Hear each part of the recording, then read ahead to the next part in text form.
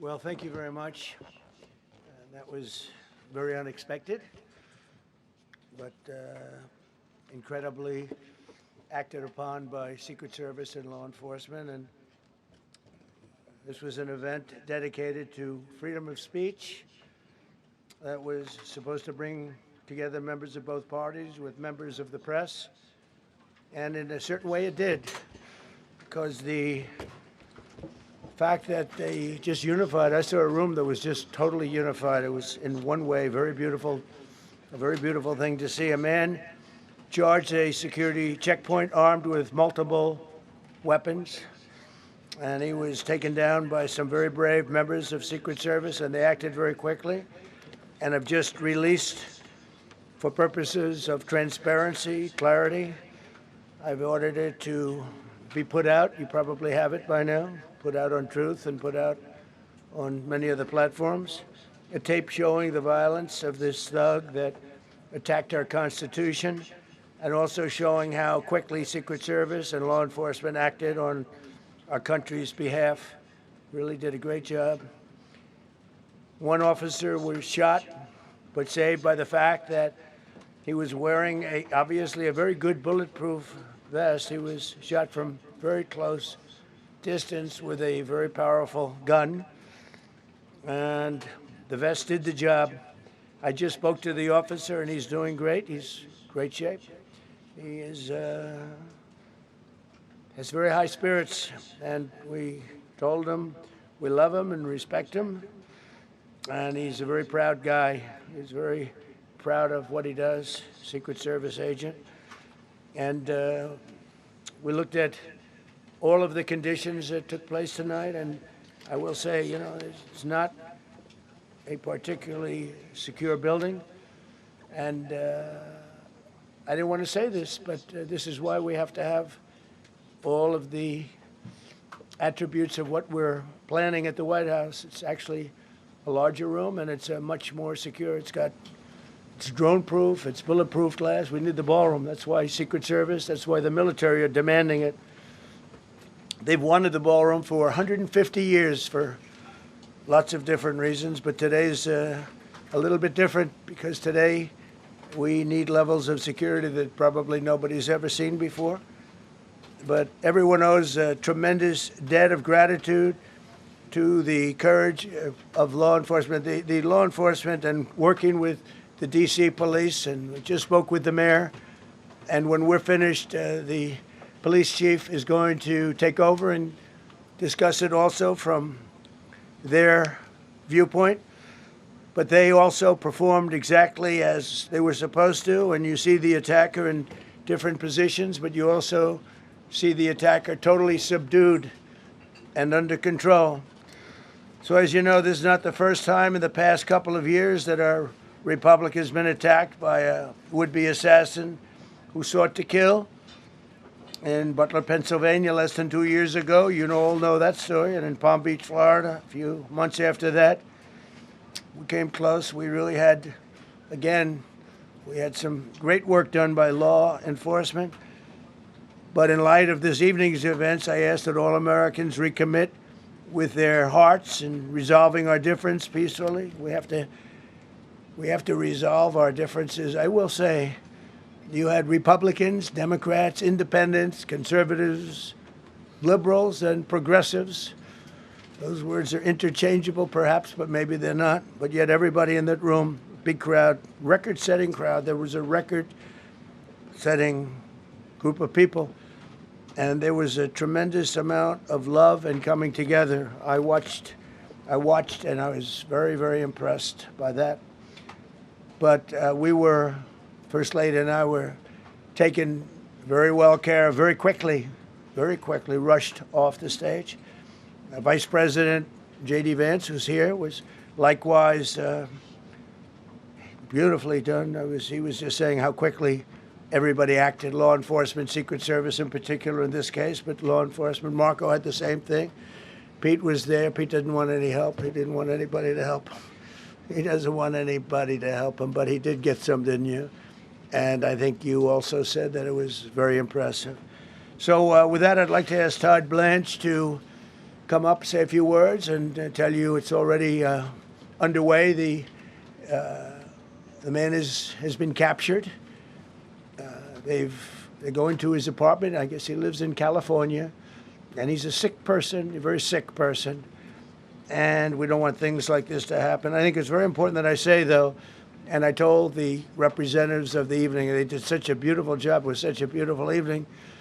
And again, they're talking about free speech in our Constitution. That's what it's all about, not just White House correspondence. It was really based on free speech in our Constitution.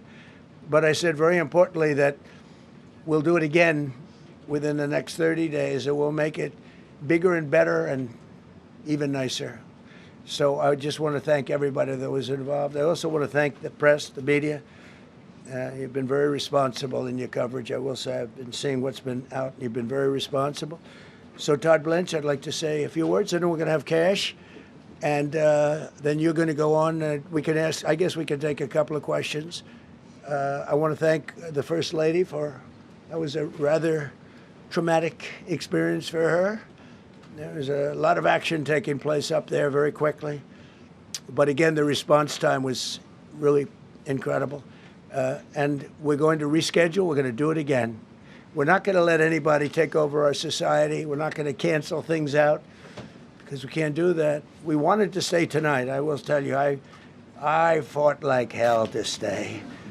But it was protocol. They said, please, sir, because they didn't know there was a lot of action going on, and they didn't know could there be probably a lone shooter, but we'll find out. We'll find out very quickly. They have it very well under control. So I want to thank everybody very much. And Todd Blanche, please. Thank you very much, Mr. President.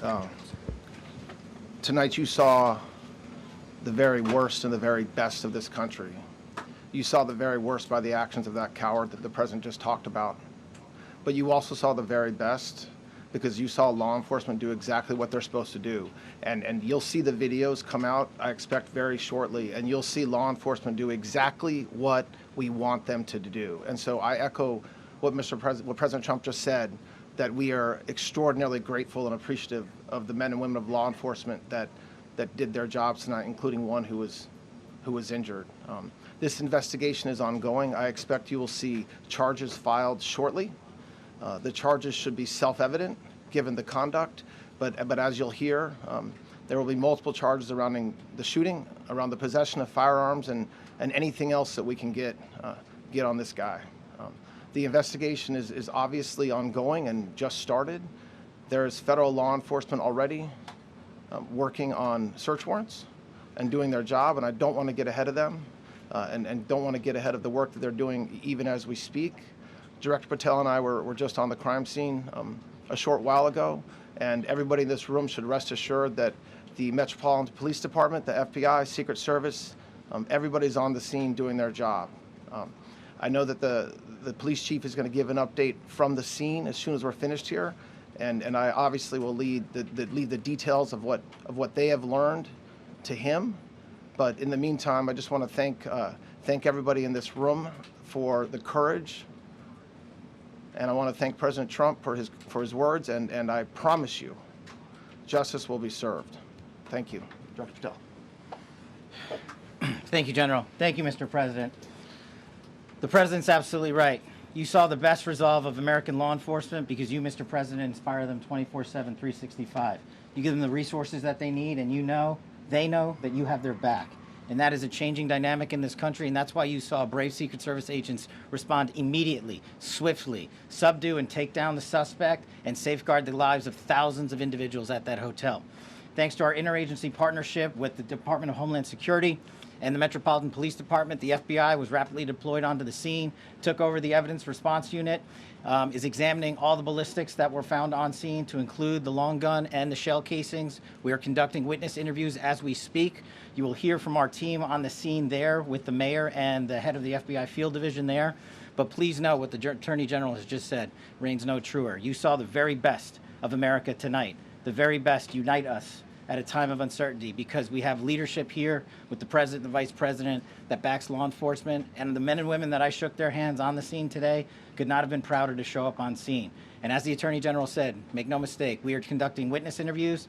If you have any information whatsoever related to this event, 1-800-CALL-FBI, 1-800-CALL-FBI. No piece of information is too small. No piece of information is inadequate. We will evaluate it all. We will also be conducting interviews of those that were there.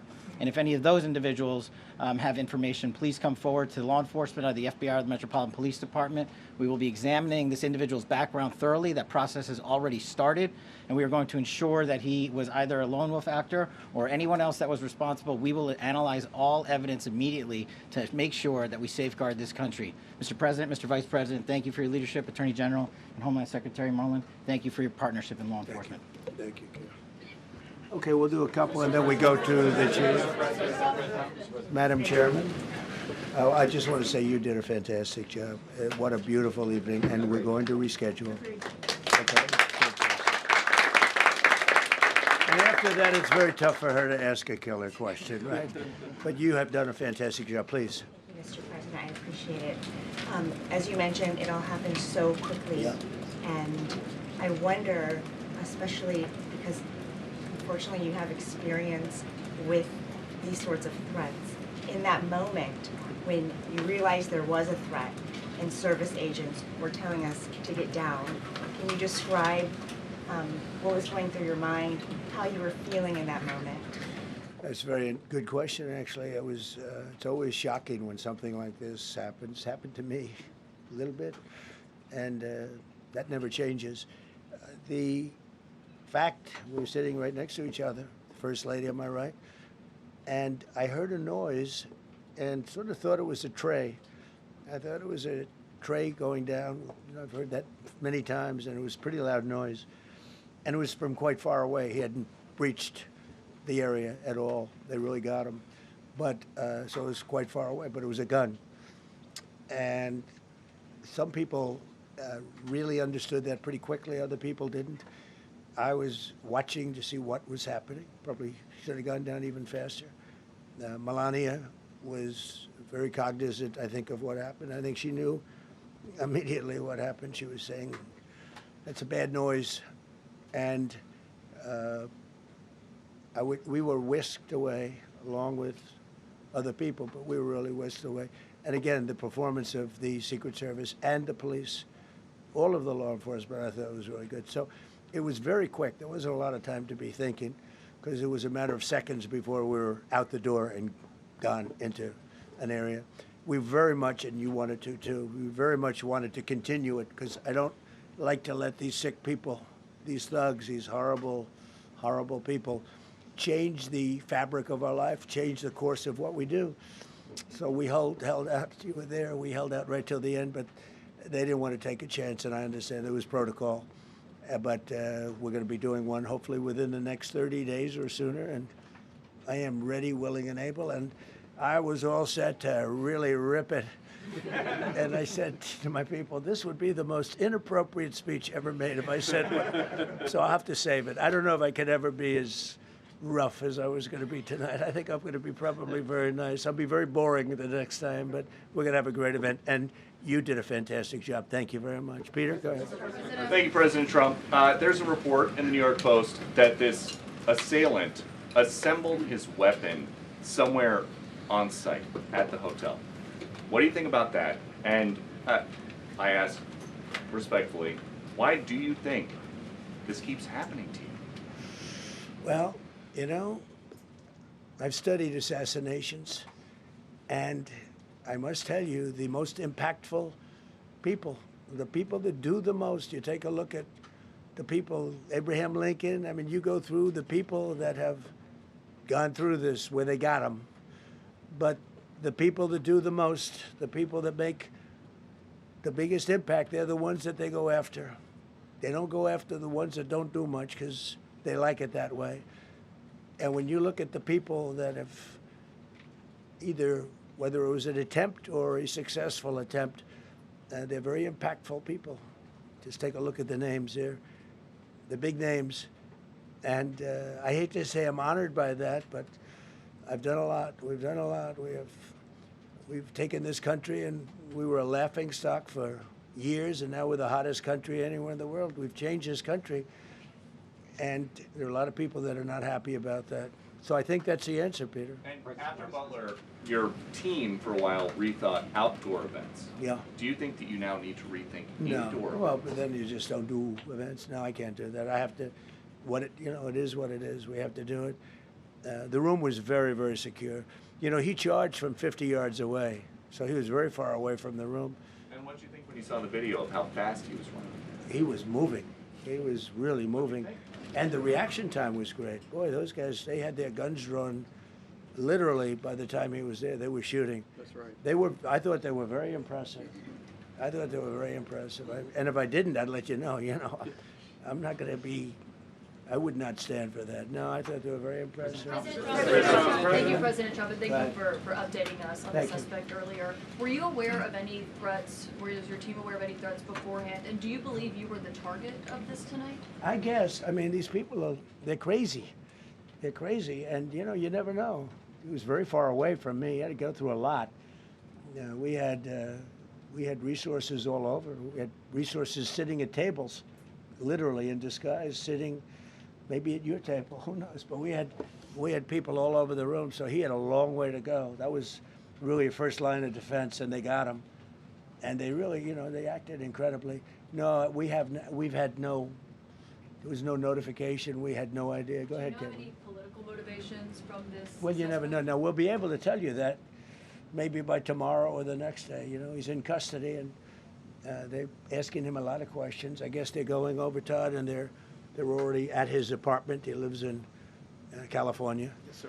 And they're over there, so they'll be able to tell you. Thank you, Caitlin. President Trump, did the suspect say anything, or was he wearing anything that would allege some type of motive here? No, I mean, he was a guy who looked pretty evil when he was down. They had him down. He was fighting hard. He was in my opinion, a sick person. Who would do that but a sick person? But I think you're going to find everything about him. No reason to talk about it now. But tomorrow at this time, long before this time, you're going to know a lot of things about him. They seem to think he was a lone wolf, and I feel that too. Are you concerned about U.S. Secret Service protection ability? We saw several of the detailees take minutes to be escorted out of the room. No, they acted very quickly. No, I was very impressed by Secret Service. Secret I mean, Service did great. I'm the one, and Mark Wayne, you would agree with that, I think. absolutely. I'm the one that would complain. You don't have to complain for me. I would be complaining. I'd be up here right now saying they didn't do their job. Oh, believe me, because, it's my life, and I want to live because I want to make this country great. That's why I want to live. But when you're impactful, they go after you. When you're not impactful, they leave you alone. Okay, a couple of more. Go ahead, please. Is there any indication that this shooting could have been linked to the war in Iran? I don't think so, but you never know. We're going to know a lot. We have the best people in the world working on it, and we're going to know a lot. Please. Mr. President, there's a lot. You, as well as some of us who have covered Butler, experienced another horrific day 2 years ago. Yeah. What felt similar? You had the First Lady with you today. What felt different? And you have another 2+ years in office. Are you concerned about something like this happening Well, I again? can't be concerned. I can only get great people. They did the job, in my opinion, a much better job than Butler. Butler had one weak spot that we all know about. Somebody should have been up there. But even Butler, we had our sniper on our side within 4.2 seconds from a distance of about 400 yards, one shot, and he was gone. And if he didn't do it, now, he's David. His name was David.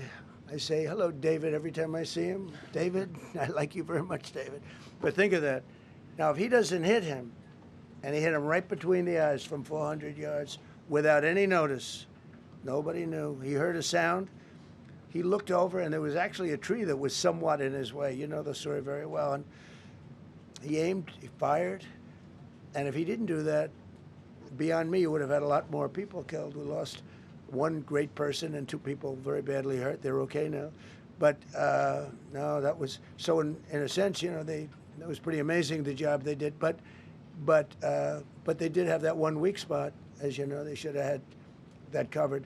Tonight they had everything covered very quickly, and he was fast. He was running full blast, and they got him before they got any further. I was very far away. You know, he hadn't anywhere close to breach the doors of the ballroom. The ballroom was sealed, and everybody in there. That's why once those doors opened, they didn't want to do tonight. If the doors weren't opened, we could have probably done it tonight. But I think we're much better off rescheduling. Yeah, please. Mr. President, for you and perhaps law enforcement as well, what is the level of confidence that this was a lone actor, and has the suspect made any statements to police while in custody? Yeah, I think it's just look, it's not my profession. We have great professionals up here and outside that have been working with us. My impression is he was a lone wolf, whack job. These are crazy people. These are crazy people, and they have to be dealt with. We had that in the second attempt, as you know, and he's spending life in prison. Because if you let him out, they'll probably, if he serves 10 years or 15 years, you let him out, he'll probably try it again with somebody else. They're sick people. We have a lot of sick people. But you're going to know, I think very shortly, you're going to know, Todd, a lot about him. You're going to know a lot about him. Yeah, a couple of more. Yeah, please, go ahead. Are you concerned about political violence? This could be politically All motivated. violence. I'm concerned about everything. Look, but I can't be so concerned that you can't function. No, I'm here. It's a dangerous profession. You know, I tell the story, race car drivers, I think it's very dangerous. So if you take 1% and then take about 10% of 1%, just to break it down very easily, they die. So much less than 1%, 10% of 1%. I think bull riding is very dangerous. If you take about the same, 10% of 1%, much less than 1%. But if you take presidents, it's 5.8%. And about 8% are shot at. So nobody told me this was such a dangerous profession. If Marco would have told me, maybe I wouldn't have run. Maybe I would have said, I'll take a pass. No, it's a dangerous profession, but I don't view it that way. Look, I'm here to do a job. It's part of the job. It is a dangerous, I can't imagine that there's any profession that's more dangerous. But I love the country, and I'm very proud. I'm very proud of the job we've done. You see what's happened. We have a great country. We've got, I think, the most successful, the hottest country anywhere in the world. This happened over a period of just a year, and we're going to do great things. But with that come risks. There's no question about it. Yeah. To that end, I mean, there's been so much political violence, not just aimed at yourself, but at other members of Congress, state house speakers, you name it. Is that just the cost of doing business to do politics in America anymore? Yeah, well, what does that say about our country? Too. We're not the only country. You look at this great violence with all countries. I was talking to somebody from another country today, and they have numerous assassinations of political figures all over the world. You look at South America, it's like some of the numbers are just horrific. It's dangerous. It's dangerous stuff, whether it's here or someplace else. No country is immune. No country. Good question. Is it possible to turn that temperature down at this point? Well, probably if I decided to just not do much, if I let everybody rip us off and take advantage of us. Look, we're leading the world in trade now. We're leading the world in the military. We're the greatest military in the world. I rebuilt it in my first term, and now we use it because we have no choice. We can't let, as an example, Iran, we can't let them get a nuclear weapon. Everything will be peanuts compared to that if they ever were given a nuclear weapon, and they'd use it too. Marco and I were talking about it today. They would use it without even hesitation. We can't do that. It was a shame. I said, oh boy, look at the numbers. We just broke 50,000 in the Dow. We just broke 7,000 in the S&P. They said we couldn't do it in 7 years, in 5 years, 4 years. They were saying maybe in 5 or 6 years. And we did it in 1 year. And I called everybody together. I called all of these people and others, and I said, we have to take a little journey. I see to do this. We just had the great number. We just broke 50,000. Wasn't supposed to happen during my term. Wasn't reachable. We did it in 1 year, and I said, we're going to have to make a journey to Iran. They're going to have a nuclear weapon if we don't do it. We had the B-2 bombers take them out. I terminated in the first term the Obama agreement, the Iran nuclear agreement, which was a disaster. That was a road to a nuclear weapon. They would have used it. They would have used it 100%. So, you know, when you do things like that, you become a target. If I wasn't doing that, I guess I'd be a lot less of a target. But I'm honored to be. Okay, one more question. Go ahead. Yeah, go ahead. Thank you, President Trump. Thank you, President Trump. Do you know how the gun was brought into the hotel? And also, how does this event impact you as the leader of our country? Do you think it will change your I leadership? like not to think about it. I lead a pretty normal life, considering, you know, it's a dangerous life. I think I handle it as well as it can be handled. I think a lot of other people, you know, you read stories where they become basket cases. To be honest with you, I'm not a basket case. I really take it as it is. I do it for the country. I'm not doing it for any other reason. I have a first lady who's doing a terrific job. She loves the country, and she recognizes it better than anybody. She's told me numerous times. She said, "You are in a dangerous job," but that goes along with her too. I mean, it's dangerous for her too. We sat there tonight. We heard that noise, and it was either a tray or a bullet. I was hoping it was a tray, but it wasn't. And again, we had some very brave people doing a great job, so we're very proud of them and happy with them. I just want to thank everybody. They will be able to give you all that information as to the names and everything else. I think we released the names already. Most of you would have it, but his name. We appreciate it. I see so many tuxedos and beautiful dresses. It was a little different evening than we thought, but we're going to do it again, and we have a great chairman who we're so proud of, and we have to make it better.